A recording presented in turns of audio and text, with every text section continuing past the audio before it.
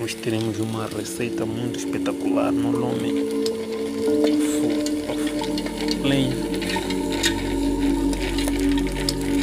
Não se esqueçam, amigo, se inscrevam no nosso canal.